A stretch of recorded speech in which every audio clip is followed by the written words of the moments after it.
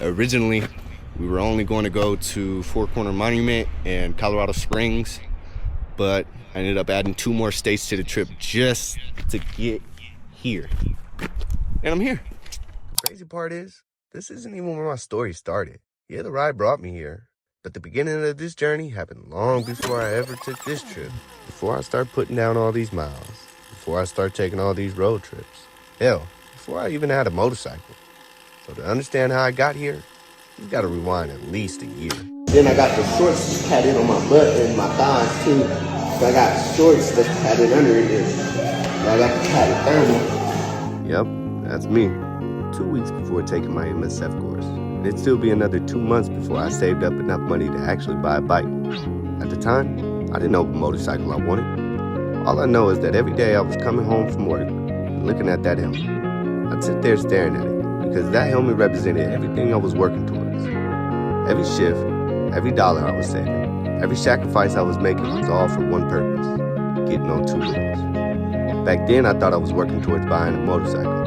I had no idea I was actually starting a journey that would completely change my life. Bad news, I failed the written portion by 3, so I have to go back and take that, but hopefully I passed this skill test. God damn it. My boy Isaiah on the R6. Woo. One of these gonna be my next bike. Woo-wee. Wow.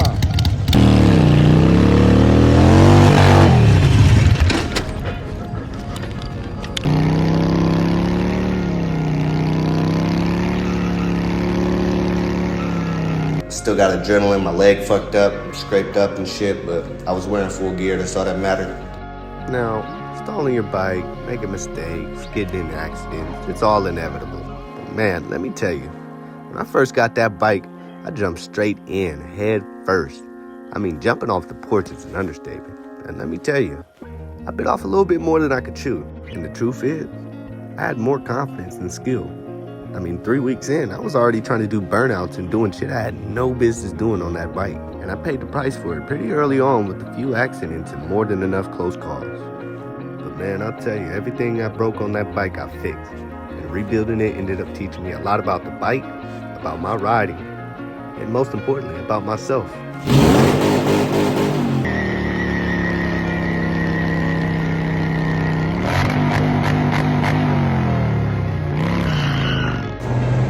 So last month, I tried to do a burnout. You can see the trail I left. This trail haunts me every day because when I pass it, it reminds me of when I dropped my bike right across the street over there. Friendly reminder for myself, every time I pass that little skid mark, chill out, man. Just chill out. Don't be out here doing too much. You feel me? You know, once I started riding with my girl on the back, I became a lot more responsible. We would find any reason to ride anywhere, and every weekend we were somewhere different, exploring all over Southern California. Then that summer, for my birthday, we decided to take things a step further and attempt our first Iron Butt, 1,000 miles in under 24 hours, riding from Inglewood, California to Portland, Oregon. And man, let me tell you, I really fell in love with long distance riding on that trip. So much so that when I got back, I bought a touring bike.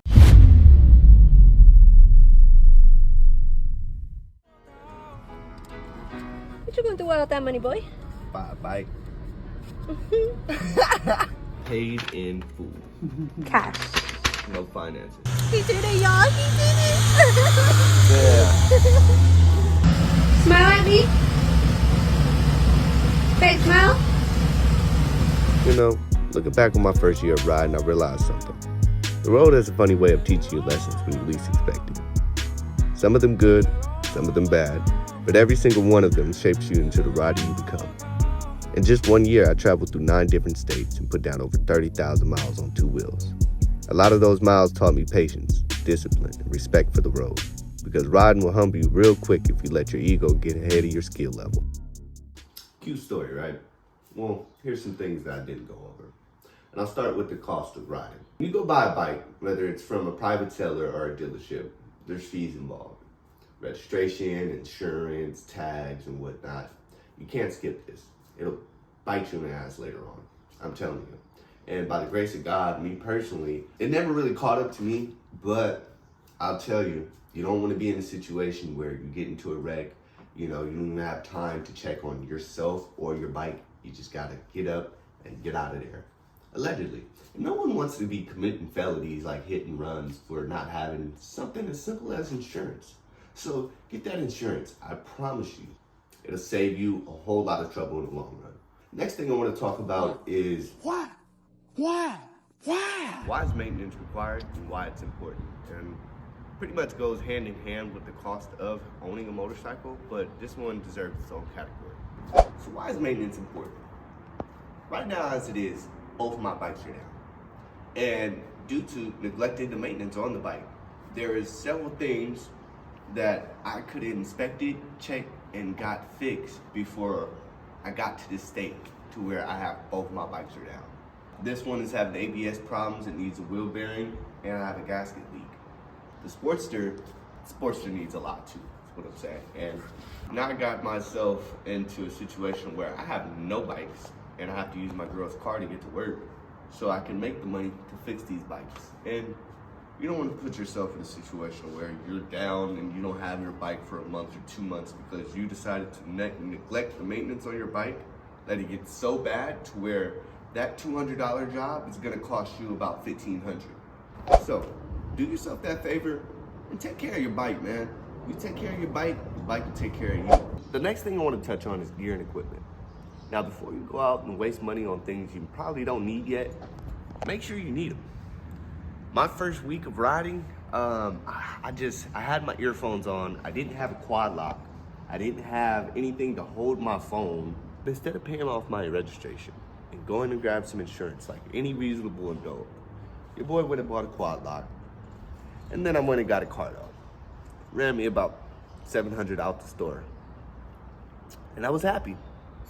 I was pretty happy until my tags were expired and my registration was behind. And my registration got suspended for not having any insurance. So, you don't have to live like this. You can do better. Which pretty much leads me into my next topic. And that is drinking and riding.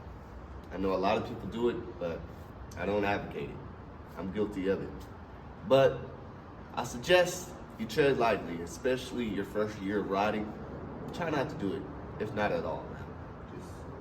I'm not one to sit here and preach, that would be hypocritical of me, but just say no. And when it comes to drugs and alcohol, just say no. The next thing I want to talk about is riding two up and when to know you're ready. Confidence doesn't replace skill, and sometimes it can blind you and lead you into having a false sense of like, oh, I'm the man, I can, and you suck. You suck. You suck! It's your first year riding. No matter how many years you've been riding, you're still learning. It's always a learning experience. And you just gotta be safe. Gotta be safe. If you're thinking about riding, getting your girl on the back, please explain to her, the risks that are involved. Please explain, make sure she watches some videos, There's tons of videos out there on YouTube. And make sure you're more than well prepared to take on that responsibility. At the end of the day, you have someone's life on the back of your bike. If you're thinking about getting your girl on the back and riding two up, just make a well-informed decision. Know that your skill level is there, know that your confidence is there, and make sure that she understands everything that comes with this and that there is no guarantee you guys will make it home. So if she understands the dangers in it and she fully trusts you, I promise you it's the most romantic, intimate experience you will ever have with the person. So with all that being said, if you made it to the end of this video, I hope that you can take some of this information with you.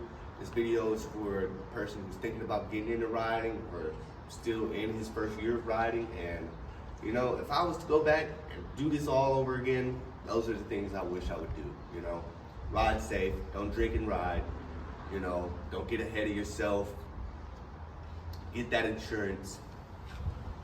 Get that insurance. Bring it closer. Get that insurance. Handle that. Get that insurance. Get that registration. And if you're still riding around with no license, man, Get your damn license, y'all. Alright y'all, so this right here is the More Miles Club, and honestly it's just an email list. It's a way for me to stay connected with y'all without relying on Instagram, because not everybody sees every post, and not everybody catches every drop.